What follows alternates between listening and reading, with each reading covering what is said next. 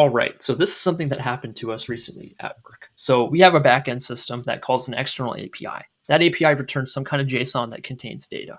Now that data that we get, our backend does some kind of stuff with it and then passes it along to the UI for the UI to be able to show that data that we just fetched. But what happened was the external API owner said, yeah, this API isn't good anymore. Here's a new API.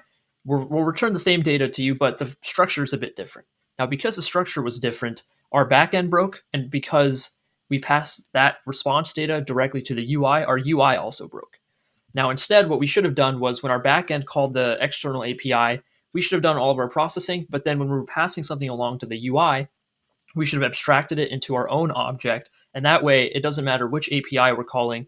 The UI doesn't really care. It just cares that the backend gives it that explicit structure that the backend and the UI agreed.